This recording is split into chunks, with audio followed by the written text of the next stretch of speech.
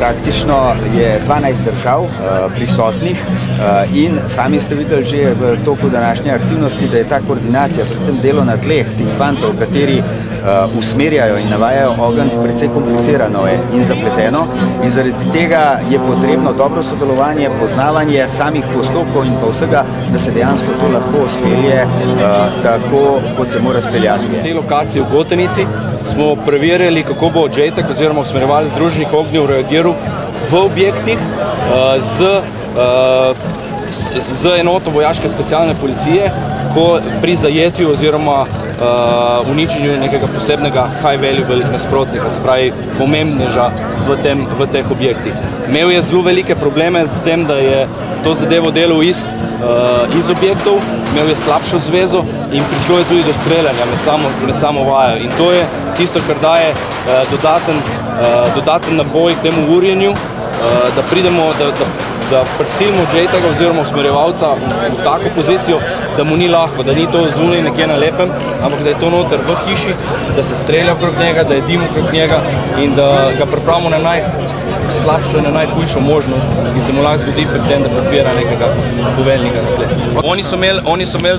informacijo, da morajo najprej rešiti nekega človeka, ki je zajet.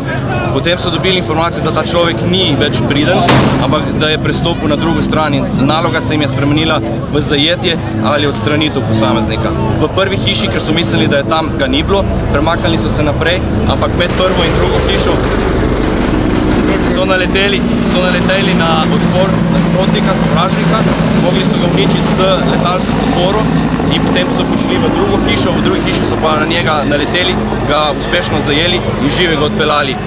na začetno točko. Na koncu prve hiše so zopet naleteli na odpor, manjši odpor nasprotnika, zopet uporabili letalsko podporo in potem zapustili območje, pri tem pa poklicali še helikoptersko medicinsko podporo oziroma evakuacijo, da so enega od svojih poškodovanih lahko odstranili. V Afganistanu je vsak konvoj, ki je šel ven, imel v svoji sestavi JTAC-a, odnosno usmerjevalca ognja iz zraka in ravno ti usmerjevalci so bili tisti, ki so jim zagotavljali, jaz bi kar rekel, preživetje v takih težkih vojnah. Rad bi še dodal, da naši usmerjevalci ognja iz zraka, ki so sodelovali v operaciji ISAF, so vsi dobili NATO pozivni znak, kar pomeni, da jih je NATO priznal kot sposobne voditi NATO-va letala v območju delovanja. Ampak nekako je pogledati, koliko smo sposobni, da dejansko mi vzpostavimo to JTAC šolo, to se pravi skupnih usmerjevalcev ognja na tleh, zato ker je to eden od naših ciljev, katerega bi radi izpolnili v naslednjem letu.